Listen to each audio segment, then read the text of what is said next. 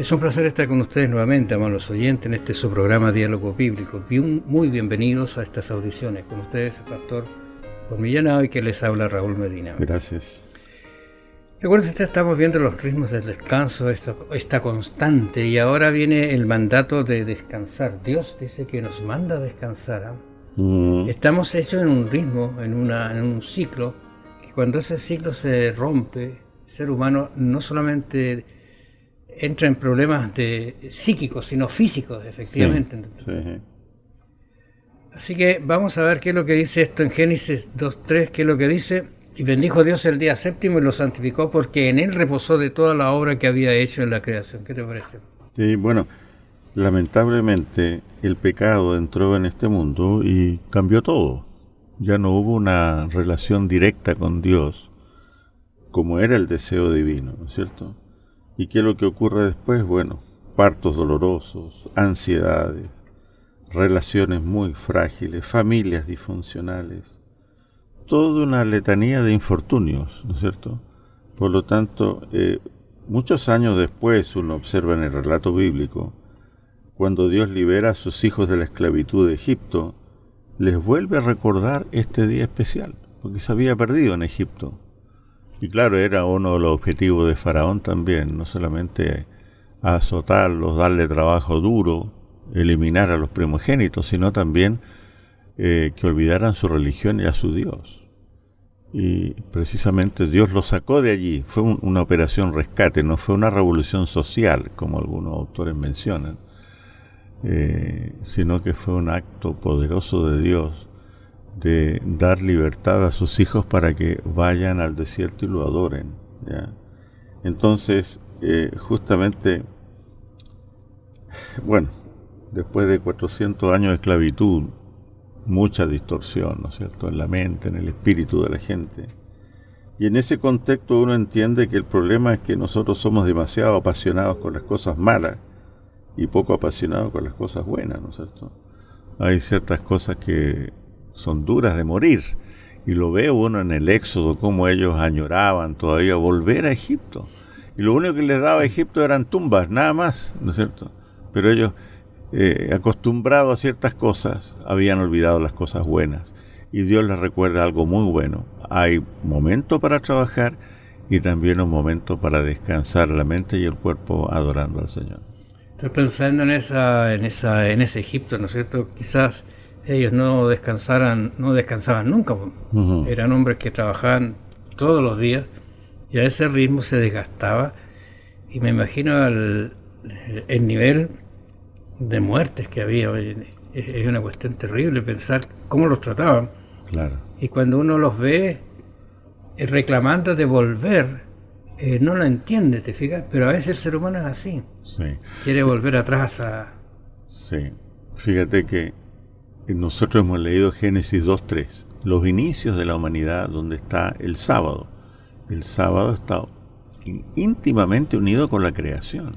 Exactamente. Entonces, cuando encontramos aquí en Egipto este recuerdo de parte de Dios cuando van a salir, hay que entender de que el sábado no fue dado allí en Egipto para practicarlo durante el Éxodo y ahí en adelante, sino que ya había sido dado. O sea, hay una abundante narrativa bíblica con respecto al sábado en la creación.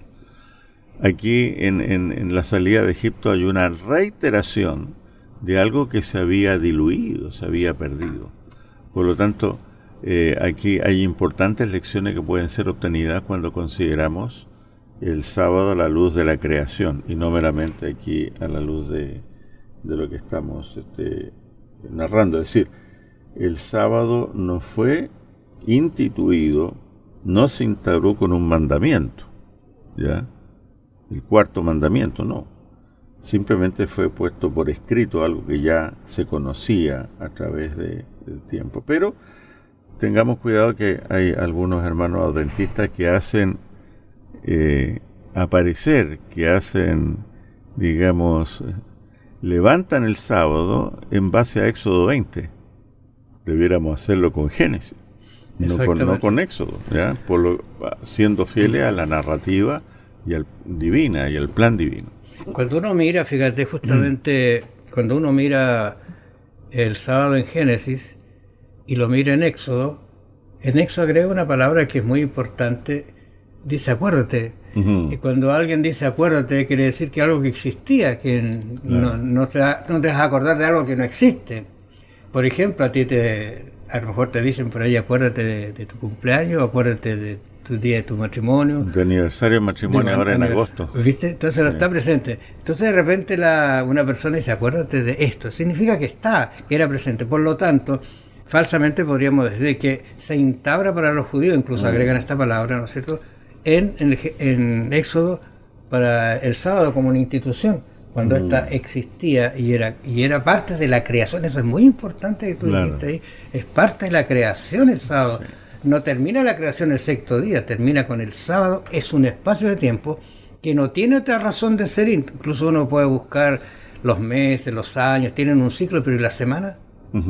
Creada por Dios solamente, instituida. Claro, y en línea con lo que tú dices, la observancia del día de reposo, como Dios lo designó, que tiene este término, acuérdate. Fíjate que los otros mandamientos no dice acuérdate de no robar, acuérdate de no adulterar, acuérdate de no dice acuérdate para otro. Es el único mandamiento que tiene una redacción especial, mucho más prolongada en base a la creación, si uno lo lee ahí en Éxodo 20, y que tiene esta expresión que tú decías, acuérdate. Y ese acuérdate yo creo que deberíamos llevarlo bastante claro en la mente, especialmente cuando se acercan las horas sagradas del sábado. Y esto, y vuelvo a tomar el concepto del título, los ritmos. O sea, semana a semana hay un día especial separado. Qué distinto seríamos si eso tuviéramos la precaución de hacerlo como dice el Señor. Lo vamos a estudiar después la otra semana. La verdad es que Dios puso aparte el séptimo día como periodo de descanso para el hombre. No para otra cosa, para nosotros, para bien del hombre, tanto como para la propia gloria de Dios.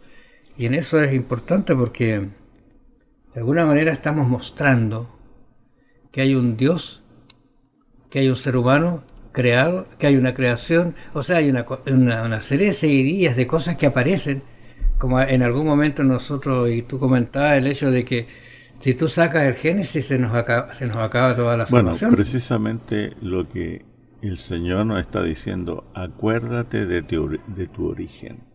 Fíjate que el origen y digamos, cuando algo fue establecido es muy importante en nuestra sociedad. Tú ves, por ejemplo, tal industria o tal banco establecido en 1800, no sé. Eso le da un peso, claro. tiene que ver con responsabilidad, continuidad, que no es una institución así que salió de la nada, como una callampa, ¿no es cierto? Una cosa así del bosque, no. Digamos, el origen determina también la seriedad, la calidad de lo que estamos hablando. Que cuando Dios nos dice, guardad mi día de reposo, está hablándonos acerca del origen, y cuando está el origen claro, entonces también va a estar claro nuestro destino, nuestro futuro. Los estudiantes tienen una materia que se llama historia, ¿no? Y la historia nos recuerda la historia pasada, sí. ¿No? La historia no es hacia adelante, claro. Hacia atrás. Y nos coloca, y a veces nos sorprendemos cuando vemos de dónde hemos venido, quiénes nuestros antepasados, sí. Cómo vivieron, cómo estuvieron. A veces se trata de borrar eso, y eso es malo. Entonces Dios dice, acuérdate también de dónde viniste, qué es lo que eras y dónde quiero colocarte. Y Raúl, fíjate que además de los orígenes, hay un aspecto el cual la Biblia nos ayuda a negar. Es decir, nosotros no podemos aceptar que somos producto de fuerzas casuales, ¿no es cierto? De posibilidades, de productos casuales de fuerzas frías, indiferentes y ciegas, ¿no? Fuimos creados a imagen de Dios. Gracias, amables oyentes. Vamos a volver mañana. Bendiciones.